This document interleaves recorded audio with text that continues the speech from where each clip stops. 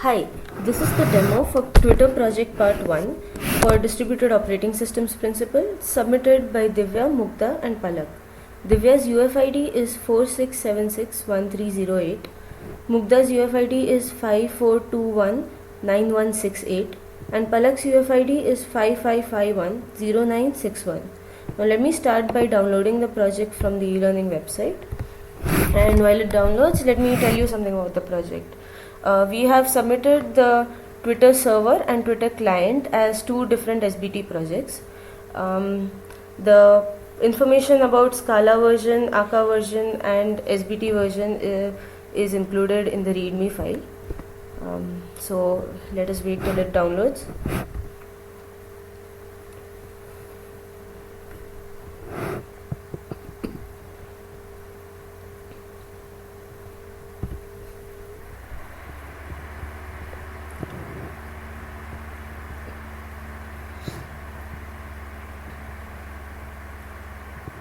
Okay, let me open this. I'll extract it in the downloads folder, and here it is. So let me just go into the report and explain the functioning of our project. On the server side, we have a two-level hierarchy of actors. They're used for routing the messages, routing the incoming tweets and putting them in the proper tables, as well as for returning the timelines when a user requests it. The server makes use of two kinds of tables. One is the user follower table, which stores the information of all the followers of every user, and the other kind of table is the queue of tweets. So for every user, we have a queue that holds the most recent 100 tweets, and whenever the user requests his timelines, we return the queue. On the client side, we have tried to simulate the Twitter statistics as closely as possible. So the first thing that we have simulated is the skew graph of number of users versus the tweet. Now the blue graph is obtained from Twitter statistics posted online, and the red graph was obtained by looking at our project. We used a exponential decay function to simulate this graph. As you can see, the majority of the tweets are made by a very few of the users, and most of the users tweet very less frequently. The second statistic that we tried to simulate is in case of an event, Twitter receives a lot of tweets in a short period of time. So the throughput graph of Twitter kind of spikes in that short period of time. We have tried to simulate that. As you can see, at 20 seconds, the incoming tweets peak, and the throughput is almost 3.5 times the usual throughput. For requesting timeline, we have tried to make every machine as a single country. So basically, we've tried to simulate the time zones. So all the clients on a single machine will start requesting for their timeline at a particular time. We have assumed that most of the users are active during the day. So all the users on machine 1 will start requesting for their timeline at a particular time. All the users on machine 2 will request for the timeline at a different time. So thus we have tried to simulate the different time zones. Finally, we have tried to match the followers statistics as closely to the Twitter stats as possible.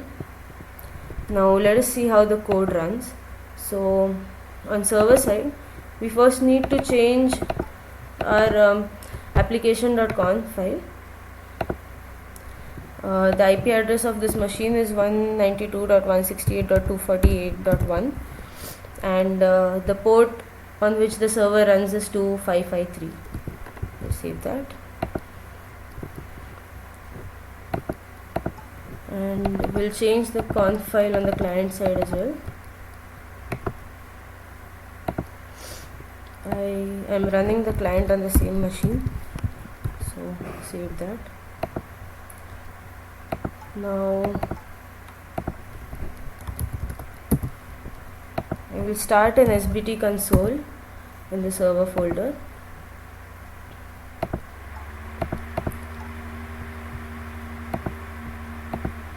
And I'll start another SBT console in the client folder. Yes, let me compile both the codes, the client as well as server. Okay, SBT is still starting.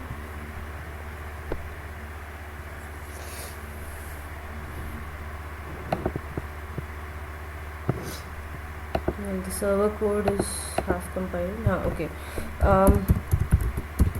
Now I'm compiling the client, and the server code is ready. For running the code, I type run main. The name of my class is server. The first argument is the total number of users. We have been able to simulate 1 million users using 3 machines. For one machine, I'm just going to demo using 1000 users. The second argument is the number of clients. So I'll show you with one client. On the client side, the name of my class is client. The first argument again is total number of users. The second argument is total number of client machines. The third argument is the client ID of this machine, and since we have only one client running at the moment, I will give the client ID as 0. The fourth argument is the IP address of the server, which is 248.1. Okay. And the last argument is the port on which the server is running. So I'll start the server and I will start the client. We are not printing anything on the client side just to avoid slowing down the code. On the server side, we are printing statistics. The first column shows the average number of tweets per second. The second column shows the cumulative tweets, and the third column shows the cumulative requests. Now just pay attention to this column, and at this point you can see that the tweets in that 1 second period was very high. So we have tried to simulate the event, the number of tweets like that happened during an event here. So this is the spike in our throughput, and well, the server is handling all the tweets. Since you can see the throughput remains constant. We are not running this code for 10 minutes, but only for a couple of minutes, just for demonstration purpose. To run it for 10 minutes, we just have to change one variable in the timer actor on the server side, and it will run for 10 minutes.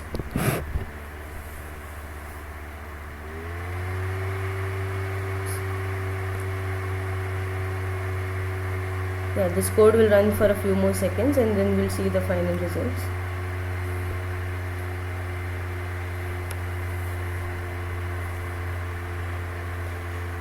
Yeah, so in the end we print the average rate of tweets, which is approximately 400, and the average rate of requests per second, which is approximately 98.